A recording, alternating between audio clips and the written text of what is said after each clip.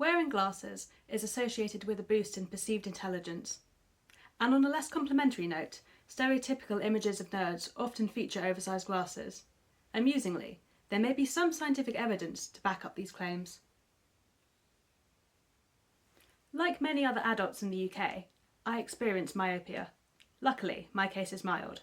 I own a pair of cheap glasses that I wear for activities like watching TV or attending lectures.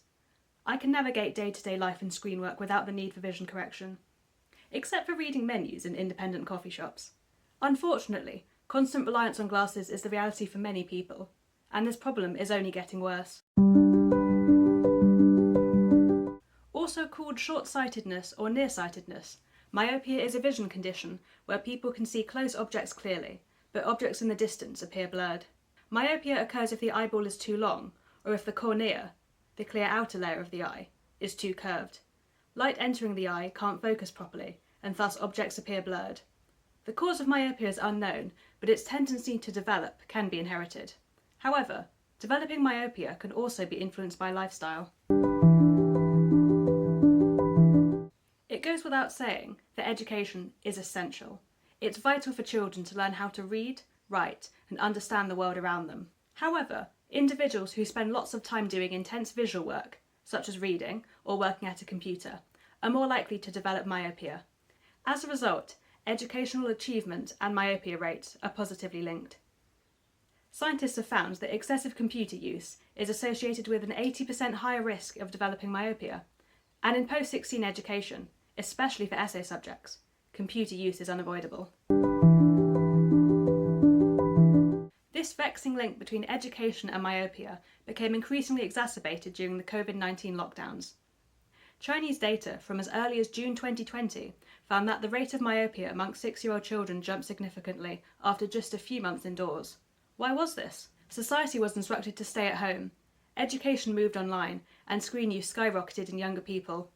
I was an undergraduate student at the time and spent my days watching lectures, attending virtual meetings, and completing coursework, aka staring at my laptop. Even leisure time was screen dominated. Apart from daily exercise, household tasks, and board games, there was little else to do in my student house. Although higher socioeconomic status is associated with better health and well-being, it's also linked to higher rates of myopia. Why is this? Children from well-off backgrounds tend to perform better academically, as they have more access to tools that support them to progress in school.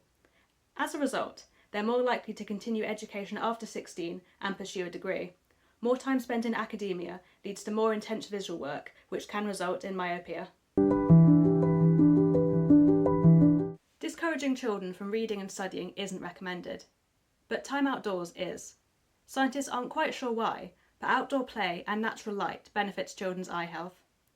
This also explains the sharp uptick in myopia rates during lockdown, when time outside was restricted.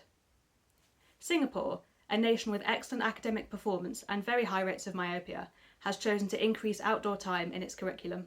In order to combat myopia in China, trials have been conducted using classrooms that mimic learning outdoors. These were preferred by both teachers and students, but came with a few caveats. In summer and on sunnier days, light intensity was just too intense for routine use. Plus, the brighter classrooms were more expensive to build and required cooling systems. Thank you for watching my video. Please subscribe to Puffin Sprues for more science content.